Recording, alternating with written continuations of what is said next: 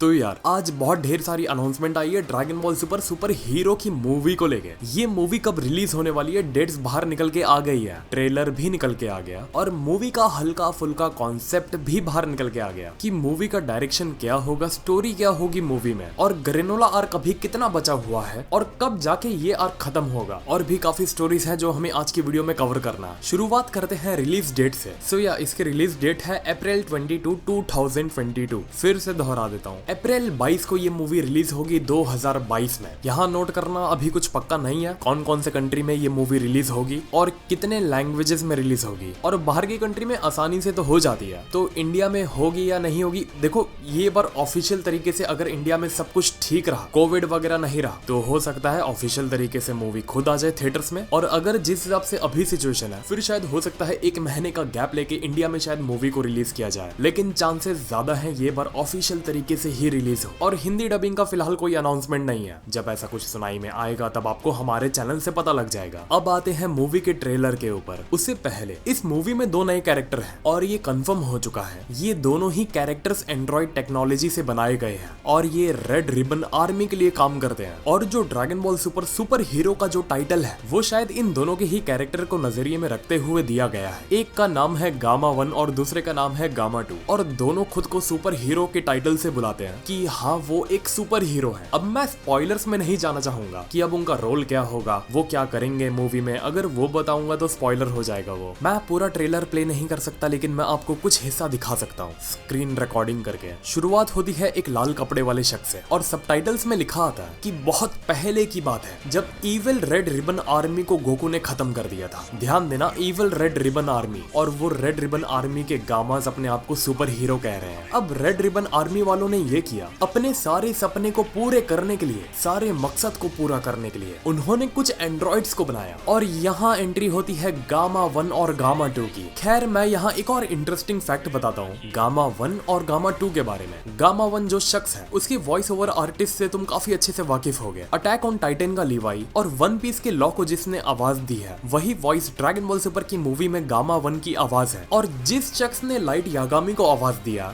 Death note में, वो शख्स गामा 2 की आवाज है। तो मैं पर्सनली ये देखने के लिए ज्यादा इंटरेस्टेड हूँ कि लॉ और लिवाई की आवाज किस तरीके से सूट करेगी गामास के कैरेक्टर पर। और अगर लिवाई और लॉ के वॉइस ओवर आर्टिस्ट ने गामा 1 को आवाज दिया तो गामा 1 का उसका कैरेक्टर, नेचर और बिहेवियर तुम पता लगा सकते हो कि गामा 1 का जो कैरेक्टर होगा वो काफी सीरियस होगा, वो अपने काम को लेके बहुत सीरियस होगा, ज्यादा यहाँ वहाँ की बातें वो नहीं करेगा। अगर गोकू के सामने वो आता है तो गोकू के मुंह के सामने वो अपने गोल्स को लेके बहुत ज्यादा स्ट्रेट फॉरवर्ड रहेगा, जिसके वजह से वो लोग ने लिवाई और लॉ के वॉइस आर्टिस्ट को हायर किया। ये जस्ट मेरा अजम्पशन है, just like law and Levi. Gamma 1 का भी कैरेक्टर काफी स्ट्रेट फॉरवर्ड होगा। अब पिकलो पर हम देखते हैं ट्रेलर में हमला होता है और वो गामा वाले करते हैं, तो पिकलो उन्हें देखकर ट्रेलर में ये कहता है, ओह तुम लोग तो देखने से रेड रिबन आर्मी के लग रहे हो। और फिर हम देखते हैं ट्रेलर में पिकलो और गामा की फाइट होती है, और हम जब दूसरे गामा 1 को देखते हैं उसकी चाल और चलन से ही हम बता सकते हैं कि गामा 1 का कैरेक्टर काफी सीरियस है और गामा 2 का कैरेक्टर काफी लाउड है, मतलब वो बोलता ज्यादा है, उसका बॉडी लैंग्वेज काफी एक्टिव है। लेकिन गामा 1 का काफी शांत मिजाज, काफी अपने में रहने वाला, काम से काम रखने वाला वो शख्स है। और फिर ट्रेलर में लिखकर आता है क्लैश ऑफ सुपर हीरोज,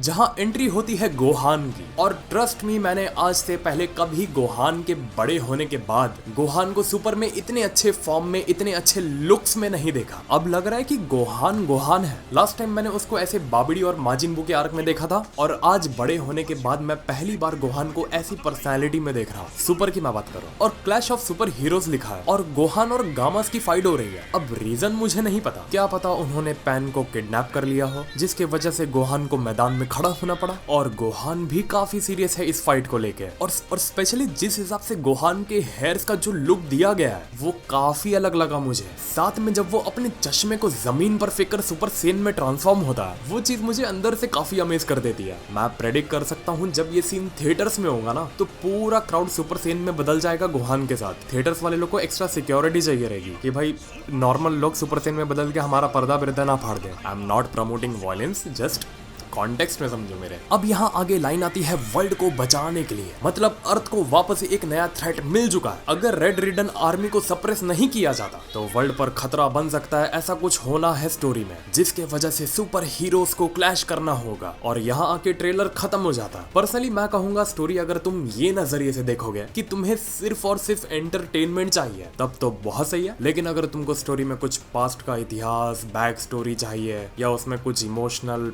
तो ये मूवी उस हिसाब से नहीं बनी है जैसे ब्रॉली की मूवी थी। लेकिन हाँ, अगर तुम्हें इंस्टेंट एंटरटेनमेंट चाहिए, भूल जाओ ड्रैगन बॉल कुछ था भी या है भी, इस नजरिए से तुम अगर मूवी देखने जाओगे तो तुमको ये मूवी काफी अच्छी तरीके से एंजॉय कर पाओगे। अब सबसे बड़ा जो मेरा मन में क्वेश्चन चल रहा है, सभी के मन में चल रहा होगा, ऐसा क्या हुआ जो गोहान को लड़ना पड़ा? गोकू वेजिटा कहाँ चले गए? क्योंकि गामास के साथ गोकू और वेजिटा का एक भी फाइट स्किन नहीं है कि वो उनसे कहीं लड़ते हुए दिख रहे हो। मोस्ट प्रोबेबली शायद वो कैप्चर हो गए होंगे या रेड रिबन वालों ने उन्हें कोई ऐसे डायमेंशन में डाल दिया होगा जिसे वो बाहर नहीं निकल सकते, तो उनको बाहर निकालने के लिए गोहान को आना पड़ा। ये जस्ट मेरा अजम्पशन है। और दूसरा क्वेश्चन कि आखिर गामास का पावर लेवल कितना है? क्या वो अल्ट्रा इंस्टिंक्ट के लेवल के हैं? क्या वो मॉर्टल स्ट्रॉन्गर देन गॉड की लिस्ट में आते हैं? No answer. ये सारे सवाल ही सवाल है। और फिर से कहता हूँ, वर्ल्ड वाइड ये मूवी अप्रैल 22 को रिलीज होगी और उम्मीद मेरी ये है कि ये बार ऑफिशियल लिस्ट में इंडिया का भी नाम होगा। अगर नहीं भी हुआ फिर भी कोई दिक्कत की बात नहीं है, इंग्लिश में ये मूवी तो आ ही जाएगी। उसके लिए पेटिशन ये सब बनाने की ये बार कोई जरूरत नहीं है। और अगर कोई बनाता भी ये पेटिशन तो दूर रहिए ऐसे पेटिशन से, बिकॉज पेटिशन के वैल्यू आप बना के कम करते हो। जो चीज पहले से ही आ रही है तो उसकी पेटिशन बना के मतलब नहीं ना। पेटिशन तब बनाई जाती है जब ऑफिशियल तरीके से आपसे जवाबदारी मांगी जाती है कि अच्छा बताओ हमको कि ये चीज के कितने पर्टिकुलर लोग हैं। जैसे लास्ट टाइम हमारे साथ हुआ था,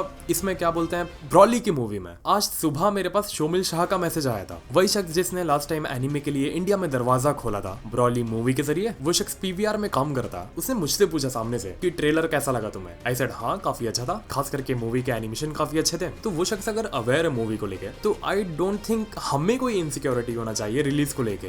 हिंदी डब का देखो ये अब टॉय पर है। जब तक टॉय एनिमेशन या इंडिया का कोई सबसे बड़ा प्रोडक्शन हाउस, जहां तक मैंने पता किया नेटफ्लिक्स और कार्टून नेटवर्क अभी तक ऑफिशियली टॉय के पार्टनर्स हैं, तो जिसके पास राइट्स है पार्टनर होने के वही बार्गेनिंग कर सकता है टॉय के साथ हिंदी डबिंग के लिए। आई होप हिंदी डब हो जाए तो हमारे टैलेंटेड वॉइस आर्टिस्ट को मौका मिले। काफी टैलेंटेड लोग बैठे हैं इंडिया में जो ये प्रूव कर सकते हैं कि हाँ वो क्वालिटी डब प्रोवाइड कर सकते हैं। और अकीरा टोरियामा के कमेंट्स ये थे मूवी को लेके कि हाँ वो जानते हैं सुपर हीरो का जो टाइटल है वो बार बार थोड़ा सा रिपीट वाला साउंड हो रहा है, लेकिन भरोसा रखिए ये मूवी काफी शानदार होने वाली है। और उन्होंने इस मूवी में खास करके नए कैरेक्टर्स को डिजाइन किया है और खुद ही उन्होंने डायलॉग्स लिखे हैं जो आपको देखने में काफी मजा आने वाला है। और स्पेशली ये मूवी के एनिमेशंस आपको अमेज करके रख डालेंगे। जब मूवी आएगी तो उन्हें खुद देखना कि आप लोग उनके काम को किस तरीके से अप्रिशिएट करते हो। बस यहाँ हमारी पूरी स्टोरी कवर हो जाती है मूवी को लेके। अब करंट सिचुएशन पर आते हैं ड्रैगन बॉल सुपर की मांगा को लेके, जिसमें ग्रेनोला का आर्क चालू है। तो ग्रेनोला की आर्क की क्या खबर है ये सब जानते हैं। 2-3 दिन बाद ग्रेनोला की मांगा आने वाली है। ऑलमोस्ट स्टोरी उसकी बाहर निकल के आ चुकी है मांगा की, जो 2-3 दिन बाद आने वाली है। इमेजेस उसके 1-2 दिन में आ जाएंगे। तो ग्रेनोला के आर्क को लेके खबर ये है, ग्रेनोला का आर्क अब क्लाइमैक्स में चल रहा है। मतलब अगले चैप्टर से, ये जो आने वाला है 20 तारीख को चैप्टर, अब इसका क्लाइमैक्स शुरू हो जाएगा। अब इसमें स्टोरी को ज्यादा नहीं खींचा जाएगा, ज्यादा नए प्लॉट्स अब इसमें नहीं रहे, जितना होना चाहिए था हो चुका। अब बस क्लाइमैक्स हमें दिखाया जाएगा और ये आर्क मार्च अप्रैल तक मेरे हिसाब से खत्म हो जाएगा। और काफी सोच और समझ के मैं ये बोल रहा हूँ बात, नहीं तो नहीं करके अप्रैल में मूवी आने से पहले, जैसे अप्रैल 22 को अगर मूवी आती है तो अप्रैल 20 को जब मांगा आएगी उस दिन ग्रेनोला की मांगा का आखिरी चैप्टर होगा। मतलब आज का महीना और अप्रैल